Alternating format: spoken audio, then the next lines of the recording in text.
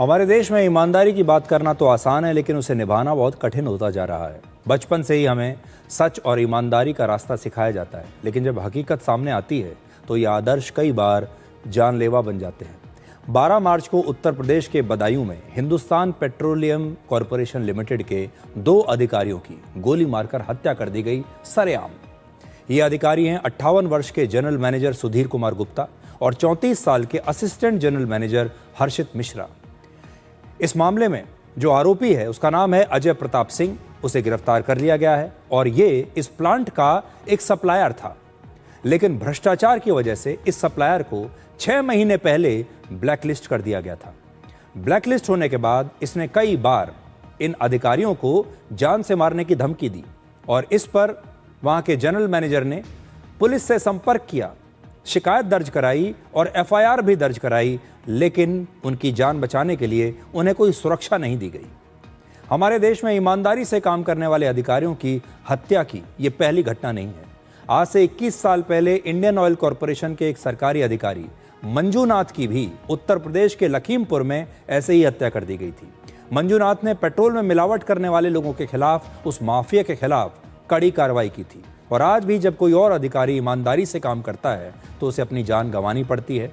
ये जो सप्लायर था जिसे इन अधिकारियों ने ब्लैकलिस्ट किया, ये प्लांट में आया, इतने सारे लोगों के सामने सरेआम इन्हें गोली मारी और उसके बाद इनकी हत्या कर दी।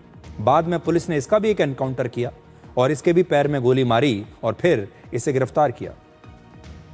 लेकिन बड़ी बात यह है कि ये घटनाएं कोई सामान्य अपराध नहीं है, बल्कि ये खतरनाक चेतावनी है कि अगर आप ईमानदारी से काम करते रहेंगे तो अंजाम जानलेवा हो सकता है, क्योंकि सिस्टम ही भ्रष्ट है।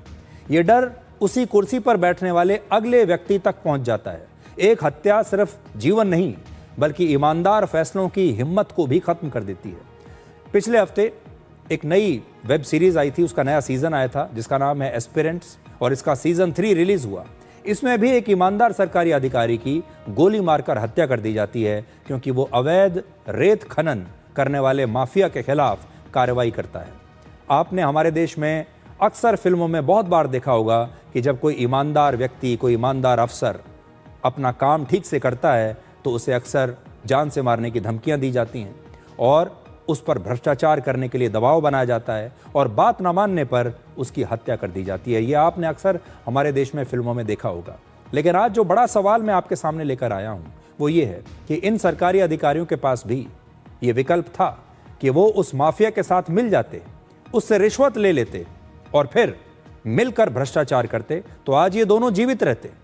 लेकिन ये हमारे देश के साथ गद्दारी होती, हमारे और आपके साथ गद्दारी होती, लेकिन इनका जीवन ठीक से चलता रहता, शायद ये दोनों आज जीवित रहते। ऐसे में हमारे देश में जो ईमानदार लोग हैं, चाहे वो सरकारी तंत्र में ईमानदार हैं, चाहे प्राइवेट सेक्टर में ईमानदार हैं या अपने जीवन में ईमानदार हैं, ऐसे लोगों को हम क्या संदेश दें? क्योंकि ईमानदारी का जो रास्ता है वो बहुत मुश्किल है।